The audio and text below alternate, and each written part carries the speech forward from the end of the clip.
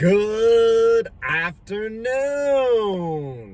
Or should I say, blimey, Harry, that's real keen. Aye.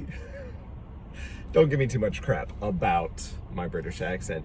Hey, it's Spirit Week where we're at, right? And today was dress up as your favorite fictional character. Now, is Harry Potter my absolute favorite fictional character? No, not quite, but is this pretty easy to throw on and be like, hey, I'm Harry Potter world. Now, I hear some of you going, Mr. Beckstead, if anything, red hair, freckles, poor, must be a Weasley. You're not wrong. Let's be honest here. I am definitely a Weasley, but that's besides the point. If anything, I'd like to be like, yeah, I'm like Charlie or Bill, one of the cool Weasleys, right? Don't be like saying I'm Percy or some nonsense like that. Anyway, hey, Spirit Week, it's funny because this is the second Spirit Week we've had, and the first one, none of the students were going hard at all. And so I was like, guys, I will give extra credit if you go hard during Spirit Week. And so suddenly I had a bunch of kids start doing Spirit Week and all this other stuff. And then like 3 weeks later, there's another Spirit Week and they're like, woo, extra credit, Mr. Beckstead. And so I got all these kids showing up doing Spirit Week with me, getting extra credit. Now, normally that wouldn't be a problem, but grades are due in a couple of days because the quarter's ending with us. And I just found out that I am not allowed to give over 100%. And I have some kids with over 100% because they're getting A's and they're doing the Spirit Week extra credit. So, shout out to former students who had over 100% in my class and were able to get away with it, because now I have to go like reduce some of the extra credits so that these kids who are getting over 100% don't have over 100%. Anyway, random tangents, fun little change-ups. Today's story that I wanted to tell you all actually deals with Harry Potter. Hey! I figured I'd dive in and do a little bit of a Harry Potter-esque story and my experience with Harry Potter. Now, maybe you all have your own experiences with Harry Potter, and I hope you have, because there's a lot of good fandoms and enjoyment out there. Mine might look a little different than yours because, first off, I grew up with Harry Potter, right? Like, when I first read Harry Potter, I was probably 12, and it was the first 2 books that had come out. Maybe the 3rd book had come as well. I remember as a 6th grader memorizing a portion of the book when Harry first gets his wand and doing a little speech presentation to my class. Sorry about this glare. I just looked over. Woo, glare. Fun times on the highway. And doing this little speech and everything like that. But the really cool thing about this was I grew up with the books coming out at the same time as me growing up.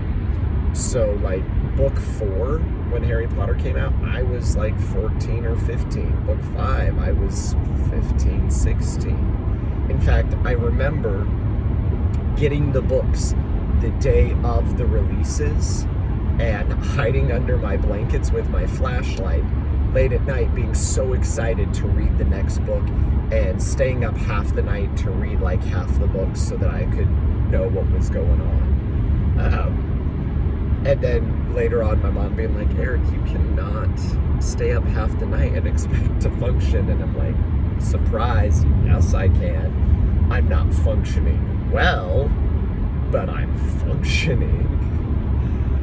There was another time where it was book 4 or 5 had just come out, and Mrs. Beckstead, myself, and her brother were going to a summer camp, and there's this picture of us traveling on the plane to go to this church camp activity thing, right? And we all have our Harry Potter books that we're reading and not talking to each other because we're reading the next Harry Potter book.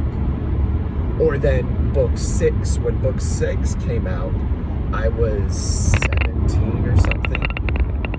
And I remember standing in line with Mrs. Beckstead and her older brother for a midnight release of Harry Potter. we had this little bookstore in town that has since closed. Ask your parents about not our books, but Ottawa Station, to see if they remember Ottawa Station.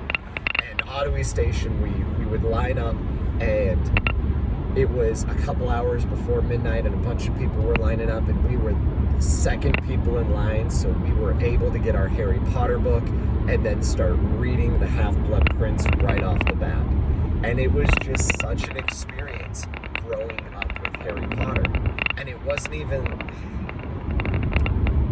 it was the memories that I have with friends and family and reading these books that, even though looking back, it's like, yeah, it's a fun story and it's an interesting world and everything like that. But it was this experience of getting the books and reading them with Mrs. Beckstead and her brother and my other friends and everything like that. That really made it such a touchstone in my life. And it wasn't until the biggest touchstone, that glare is killing me. I have no idea where that, oh, hold up, there we go, found it. Notice how I have not had any cars like trying to take me out this drive. That's wonderful, isn't it? So the biggest was book 7, waiting for book 7 to come out. And when it announced the release date for book 7, I was like, are you kidding me? Because it was June or July of 2007. And June or July of 2007 was when I left. I left in May of 2007 to serve the 2-year mission for my church, right? The Church of Jesus Christ of Latter-day Saints, where you agree when you go to serve your mission that you won't watch movies, you won't read books, you will focus on the gospel, and you study the scriptures, and you go and you preach and you share messages about Jesus Christ, right? You see the guys in the white shirts and ties with their little name tags, woo, right? And so I was really excited to serve out my mission, but then this release date came out, and I was like, I have gone to midnight releases of Harry Potter over and over and over again, and I have read these books the day that they come out repeatedly. That is really obnoxious to my beard. I'm sorry, right? Like that's weird. I'm glowing, right? It's so bright. How's that for a redhead beard? Anyway, and so it was a bummer to be like, I'm not going to read this first book right away. In fact, I'm going to wait 2 years to read this book. And I remember on my mission, it was in Opelousas, Louisiana. I was sitting in church one Sunday, and there's this little 10-year-old boy sitting in front of me in sacrament meeting in church, and he has Harry Potter book 7, and he's reading in church. And I was so tempted to be like, hey, yo, slide that back to me. Let me get a peek. Let me see what this is all about. But I didn't. And why did I not do that? Well, because I had committed. I had committed to not reading other books, other materials. I had committed to not watching movies or participating in things like that for the time of my mission. And I wanted to live by that commitment. That was very important to me, that I stick with that commitment. So even though I had grown up with Harry Potter, even though I had read every single book right when they came out, I said, I am waiting 2 years because this matters to me with my faith, and this matters to me with how I want to live my life. And it matters that if I said I'm going to commit to this thing, that I stick to it and that I commit to it. And so I didn't read Harry Potter book 7 for those 2 years that I was serving my mission. Let me see. Oh, there we go. There's the glare. I love the glare, don't you all? And so for the 2 years, I waited, and I waited, and I waited, and I did not read it. And then finally, it wasn't finally, because I loved my mission very much. I loved the opportunity to share my testimony of Jesus Christ and of the Book of Mormon and the restoration of the gospel with other people. That was very important to me. And when I came home from my mission, what was the first book that I read? Harry Potter, number 7. Was it worth the wait? No. It's a good book, right? Don't get me wrong. I enjoyed it, but it wasn't worth like a 2-year wait. You know what I'm saying? Where it was like, oh my gosh, because I had built it up so much. Still a good book. I do not regret waiting. I do not regret setting that part of my life off to the side and saying, I can give up something that's important to me for something that's even more important.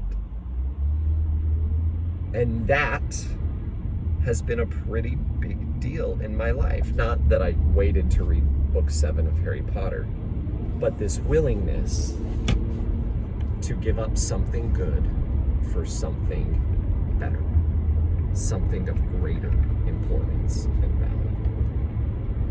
I hope that you all find things that really matter in this life, and that when you realize that they are this important thing that you care deeply about, that you commit to them, that you give up something that's good, something that's important, something that matters, but it's in sacrifice of something that is even more important and even more worthwhile to you.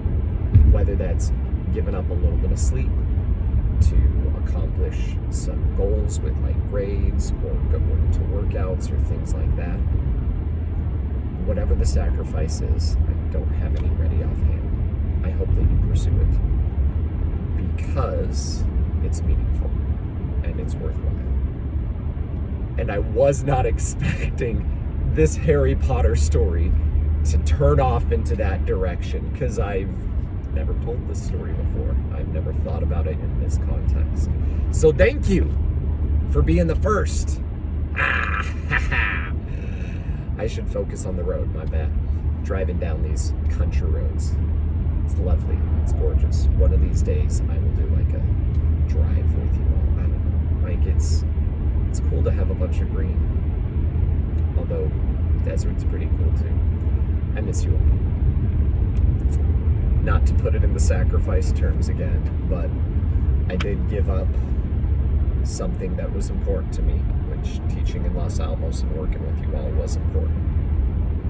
And I gave it up for something that was even more important, which was the needs of my family. And I've seen my kids have a lot of successes and a lot of improvement and a lot of growth since we've come here to Virginia. Doesn't mean it hasn't been hard, but it's been good. So, that's today's story. I love you all. I hope you are doing good and that you're finding happiness in your own ways. I'll talk to you later. Oh, it's still running. That's because I'm about to turn. I went to go press the button and I missed. So I guess I'm still on the line for a little bit longer. That could have been embarrassing. What if I had missed that I thought I had turned it off and then I went to like go pick my nose or something like that, or oh, those kids, oh, I gotta make these videos all the time, blah blah blah blah blah.